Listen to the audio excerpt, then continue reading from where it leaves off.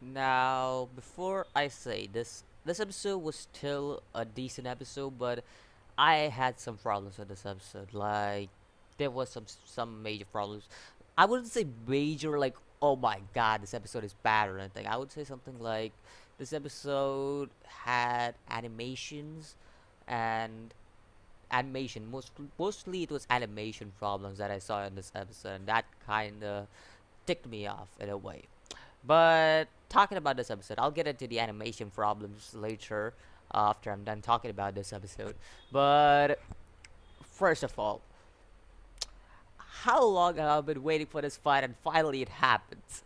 And I was not that impressed. I'll be honest, manga, really loved that fight in the manga, but here, I am actually not that impressed. I'll be honest here.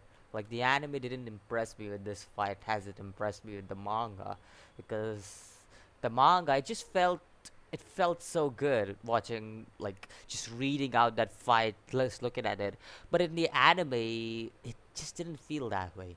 Anyways, talking about this episode is that we come to know that late the he's not the leader of Midnight, the Sun Eye or whatever that is. Just putting it out there. He is not the leader. Just putting it out there, okay? He is Asta actually made it look like he's the leader, but he is not a leader because Asta pretty much says he's he seems to be like the leader of of the Midnight Eye or Sunlight Eye, whatever, Dawn of the Eye, whatever the name. But he is not the leader. Just putting it out there. So yeah, Leached basically what what he does is he takes out the granny, and again I say granny, no feelings for the sister. I know some people may feel it, but for me, unless the character is well developed and Dan kill, for example, again I give the example of I was gonna say Simon for that reason, but Kamina from Gurren Lagann, like his character is well developed and then he was killed off. That gave me a little kind of emotion out there. Like these kind of moments, for example, Jiraiya from Naruto, like these kind of moments, that's what makes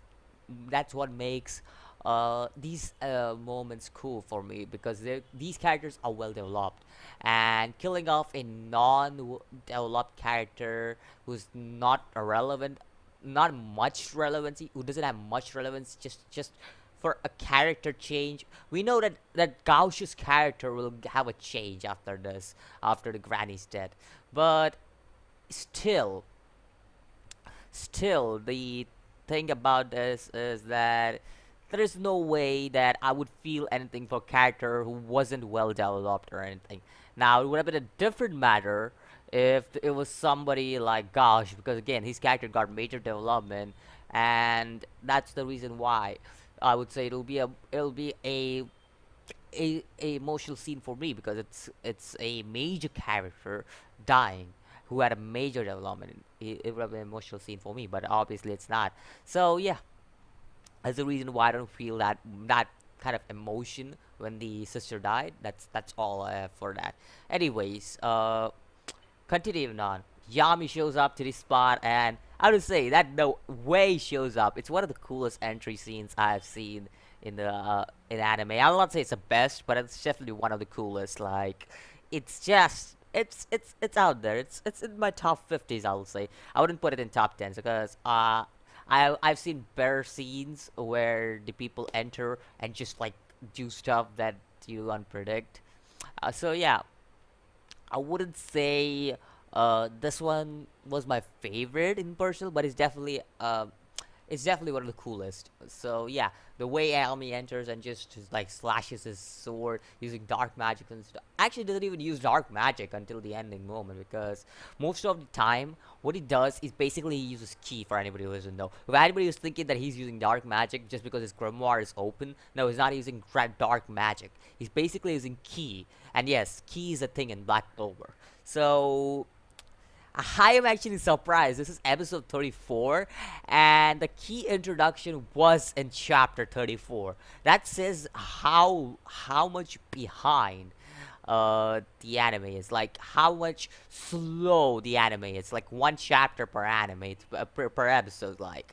It's just it's funny to see that, like, because I remember I was reading chapter 34. It may be between chapter 34 and 38, one of those, but I'm pretty sure Yami shows up around chapter 34, and that's when I was like, oh, that's cool, that's cool, and that actually got me. Like, that was one of the coolest entries I've seen. Anyways, keeping up what I said, Yami isn't using any kind of dark magic or anything. He's using ki. Unless until the last moment, he doesn't even use his magic. So he's basically just using ki to sense out Lich's attack, and he just keeps on attacking, like blocking Lich's attack, like you can see. And at the same time, he also teaches Asa about using ki, and we see how Asa learns to use ki and just deflects the well dot. I think his name is well dot. I remember that well.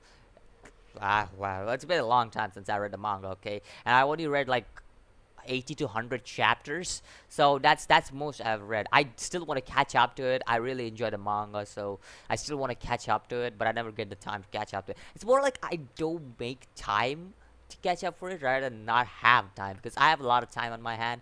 So it's like I don't make time rather than not have time. So yeah, it's definitely one of the coolest moments to see. This fight is one of the coolest moments, but the anime didn't feel, it didn't give the same feels as the manga gave me. The manga was just top notch. The fight was top notch for me out there.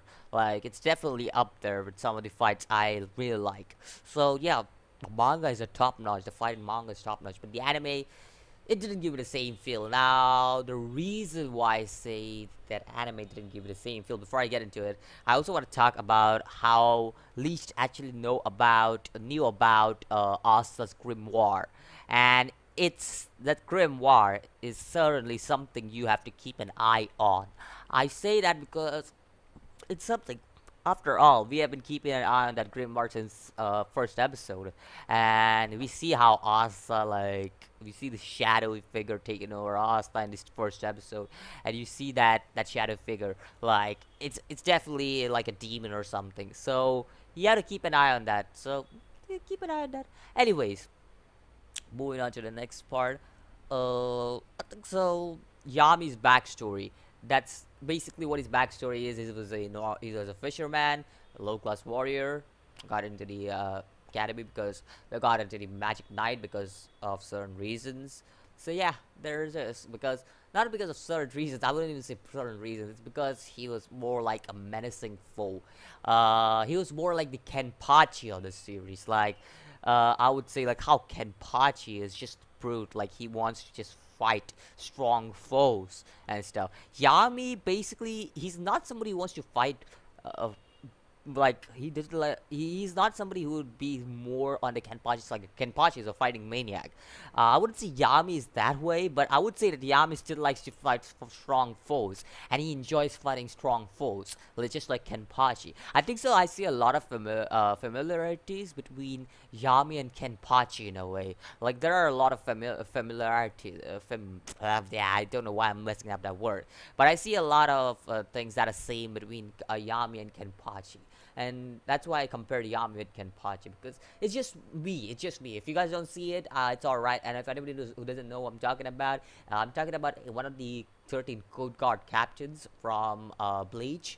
His name is Kenpachi. You guys should watch Bleach. If you guys didn't watch the Bleach, you guys can skip the fillers if you want to. But it's a cool anime. You guys should watch it. I wouldn't say it's the best, but it's definitely a cool anime. So yeah, talking about talking about the Black Clover thugs. But yeah, there's a lot of similarities I see between Kenpachi and Yami. Gotta be honest here.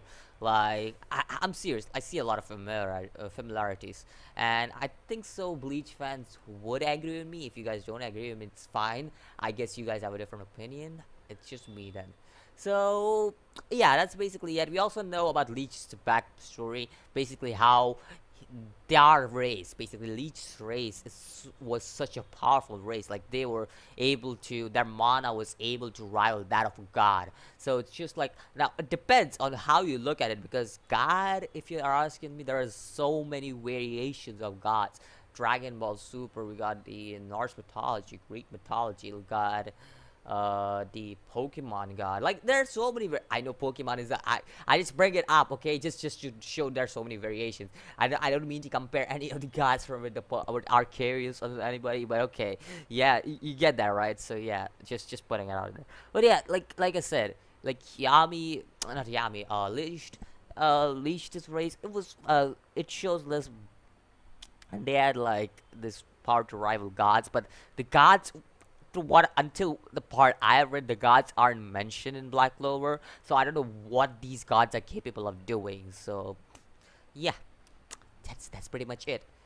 Another thing, the ending was very really just a whiplash. It was a cool thing to do. Like really like the whiplash thing. It really got me like really enjoyable.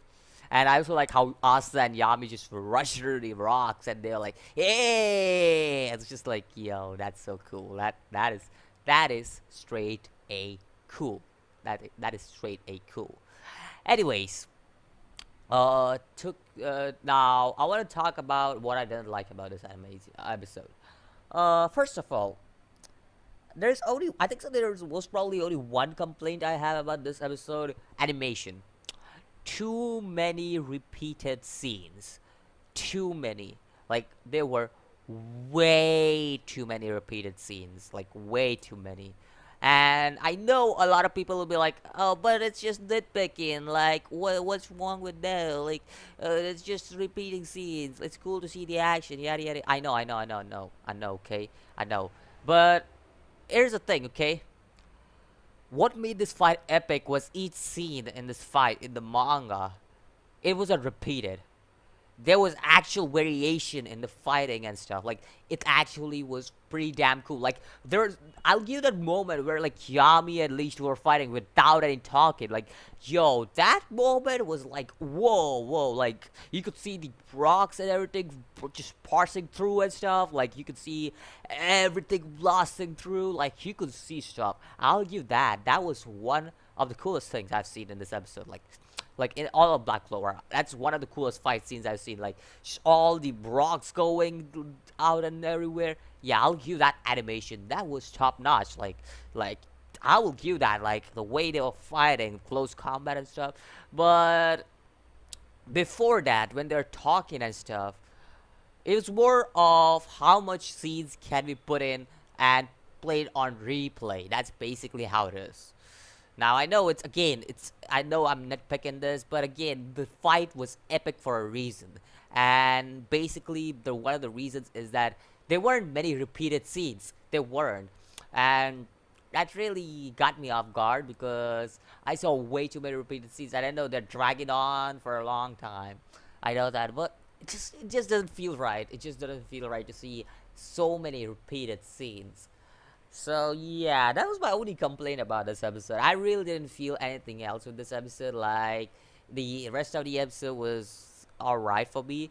It didn't feel as epic as a manga again because of too many repeated scenes. But I'll give this episode a decent one because it's one of my favorite fights. Come on, I have to give this episode what it is. Like still, the fight was good, even though there was repeated scenes. I will say the fight was good.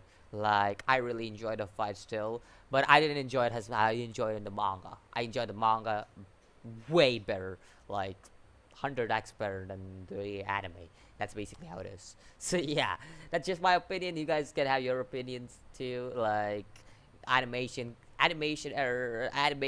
stuff, yada yada yada. Let me know what you think about the animation reputation. Do you like it? Do you dislike it? Let me know what you think about this episode in general. Let me know what you think about auxiliary key and Yami's key techniques and yada yada yada. And I'll see you in the next video. As always, peace.